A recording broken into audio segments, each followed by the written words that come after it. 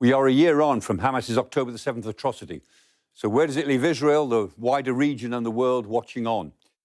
The Hamas leader, Yahya Sinwar, was evidently trying to spark an anti-Israeli regional conflict outside Gaza itself. And after a year, Israel is fighting in Gaza, in Lebanon, against the Houthis in Yemen, attacking militias in Iraq and Syria, and it's about to launch some kind of retaliatory strike against Iran in the coming hours or days. So yes, Hamas has provoked some sort of regional war, but now it's an anti-Iranian war rather than an anti-Israeli war, and the Israelis are on the offensive.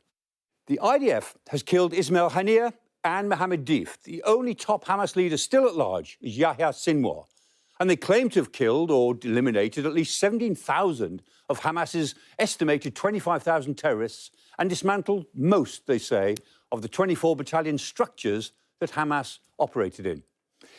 Now, of course, there's no figure for the number of terrorists the IDF may have created by its destruction in Gaza, but that number is probably calculated in multiples. Twice as many, 3 times as many. It certainly won't be 0. But for now, Israel is free to turn its attention elsewhere. And it's doing the same to HEZBOLLAH as it's done to Hamas. In Lebanon, the IDF has assassinated Hassan Nasrallah, the much-admired leader of resistance to Israel across the Arab world. And it's accounted for almost all of the top 2 tiers of the HEZBOLLAH leadership. HEZBOLLAH is certainly in a mood to fight the Israeli incursion into Lebanon, but its ability to do so is now severely hampered. And we wait to see what Israel's next move is against Iran. It's vowed to respond to Tehran's attack on Israel with missiles last week. Tel Aviv seems to believe now that it's got Iran backed into a corner, unable really to exploit all its proxy forces across the region, but too internally split and frankly nervous to take Israel on directly. The Israeli media are reporting that the Americans are offering Israel financial compensation if they avoid striking Iran's nuclear sites, like that at Natanz, Iran's biggest nuclear facility, or indeed the oil fields in the south of the country.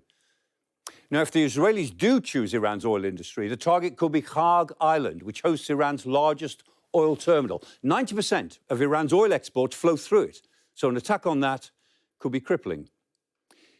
Assertive Israelis claim that this is a once-in-a-generation opportunity to remake the Middle East, and some Arab leaders worry that they just may be right. Whatever sort of remade region might emerge from this turmoil, we can be certain that the Middle East will never return to the security situation that prevailed before October the 7th last year. That particular status has gone forever.